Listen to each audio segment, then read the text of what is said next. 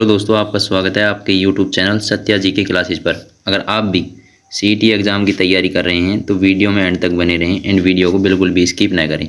चलिए हम बिना देरी के क्वेश्चनों को स्टार्ट करते हैं। आज का हमारा पहला क्वेश्चन, जैन धर्म में मोक्ष प्राप्ति के लिए कितने साधन बताए हैं? ऑप्शन नंबर ए हो जाएगा 5, ऑप्शन नंबर बी है 4, ऑप्शन नंबर सी है 7 और ऑप्शन नंबर डी है 3। तो चलिए बिना देरी के आप कमेंट बॉक्स में इसका आंसर बता दीजिए। तो चलिए इस प्रश्न का करेक्ट आंसर देख लेते हैं। तो आपको भी पता है इस प्रश्न का करेक्ट आंसर हो जाएगा option number D 3। Option number D जिसका भी करेक्ट आंसर है उसका करेक्ट आंसर है। तो चलिए हम बिना देरी के अगले क्वेश्चन की तरफ बढ़ते हैं। आज का हमारा दूसरा क्वेश्चन है, दिल्ली समझौता किससे कहा जाता है? दिल्ली समझौता किसे कहा जाता है? तो चलिए इस प्रश्न का आंसर आप जल्दी से कमेंट बॉक्स में टाइप कर दीजिए। बिना देरी के आप कमेंट बॉक्स में इस प्रश्न का आंसर टाइप कर दीजिए। तो आपको भी बताया ऑप्शन नंबर ए हो जाएगा पूना समझौता, ऑप्शन नंबर बी हो जाएगा सांप्रदायिक पंचाट, ऑप्शन नंबर सी हो जाएगा गांधी इरविन समझौता, ऑप्शन नंबर डी हो जाएगा नरम दल और गरम दल समझौता। तो आपको भी पता होगा इस प्रश्न का क्या आंसर है। तो जल्दी से कमेंट बॉक्स में अपने प्यारे हाथों से टाइप कर दीजिए। तो चलिए इस प्रश्न का करेक्ट आंसर देख लेते हैं। तो इस प्रश्न का करेक्ट आंसर हो जाएगा option number C Gandhi Irwin समझौता। ऑप्शन नंबर सी जिसका भी आंसर है उसका करेक्ट आंसर है। तो चलिए हम अगले क्वेश्चन का आंसर को देख लेते हैं। आज का हमारा क्वेश्चन नंबर 3 है, हर्ष चरित द्वारा लिखा गया कौन सा मानस है? आपको मानस बताना है जो हर्ष चरित के द्वारा लिखा गया है। ये एक रचयिता हैं। तो ऑप्शन नंबर ए हो जाएगा Antaram Sharma, option number B हो जाएगा बाण भट्ट, ऑप्शन नंबर सी हो जाएगा सरदार, ऑप्शन नंबर डी हो जाएगा बल्लुक शर्मा।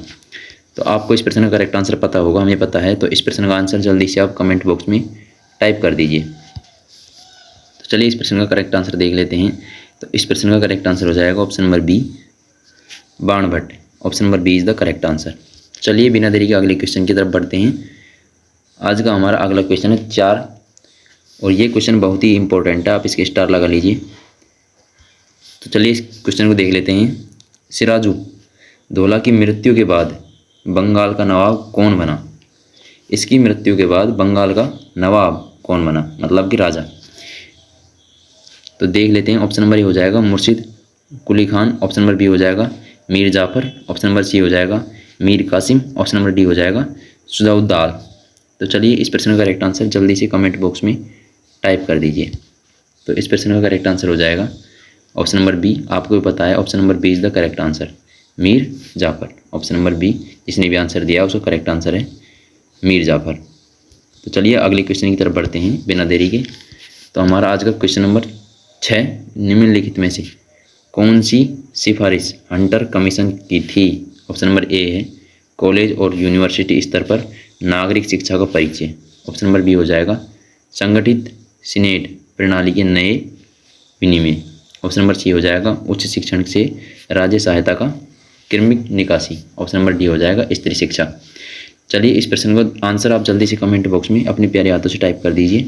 तो आपको पता है इस प्रश्न का करेक्ट आंसर हो जाएगा ऑप्शन नंबर डी स्त्री शिक्षा, जिसके ने भी इसका आंसर डी दिया है स्त्री शिक्षा, तो उसका करेक्ट आंसर है। तो चलिए हम बिना देरी के अगले क्वेश्चन की ओर बढ़ते हैं। आज का हमारा क्वेश्चन नंबर 7, कीर्ति स्तंभ प्रशस्ति के रचयिता थे।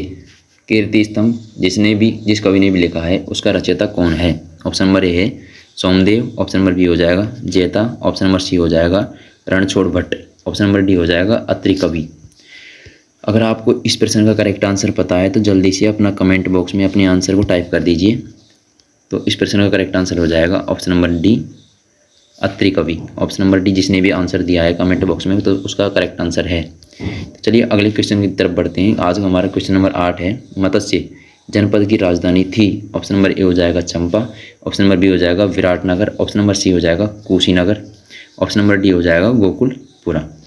चलिए इस प्रश्न का आंसर जल्दी से कमेंट बॉक्स में अपने प्यारे हाथों से टाइप कर दीजिए बिना देरी के। तो चलिए इस प्रश्न का करेक्ट आंसर देख लेते हैं। तो क्वेश्चन नंबर 8 का करेक्ट आंसर हो जाएगा, आपको पता है option number B Viratnagar, option number B is the correct answer Viratnagar. तो चलिए बिना देरी के हम अगले क्वेश्चन की ओर बढ़ते हैं। आज का हमारा अगला क्वेश्चन है क्वेश्चन नंबर 9, दिवेर के युद्ध अक्टूबर 1582 में हुआ था ये दिवेर का युद्ध। तो देख लेते हैं क्वेश्चन को, दिवेर के युद्ध के पश्चात महाराणा प्रताप की नई राजधानी थी? ऑप्शन नंबर ए है गोगुंदा, ऑप्शन नंबर बी हो जाएगा कुंभलगढ़, ऑप्शन नंबर सी हो जाएगा उदयपुर, ऑप्शन नंबर डी हो जाएगा चावंड। तो अगर अभी आपको इस प्रश्न का करेक्ट आंसर पता है तो जल्दी से कमेंट बॉक्स में टाइप कर दीजिए।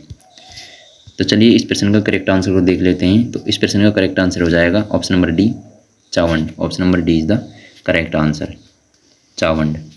तो चलिए हम बिना देरी का अगले क्वेश्चन की ओर बढ़ते हैं। आज का हमारा क्वेश्चन नंबर 10 है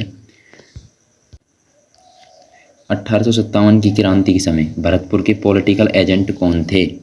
1857 की क्रांति थी, उस समय भरतपुर का जो पॉलिटिकल एजेंट था वह कौन था? ऑप्शन नंबर ए है ईडन, ऑप्शन नंबर बी हो जाएगा सोवर्स, ऑप्शन नंबर सी हो जाएगा मैकमोसन, ऑप्शन नंबर डी हो जाएगा आपको पता है मॉरिसन। अगर आपको इस प्रश्न का करेक्ट आंसर पता है तो जल्दी से कमेंट बॉक्स में टाइप कर दीजिए इस प्रश्न का करेक्ट आंसर।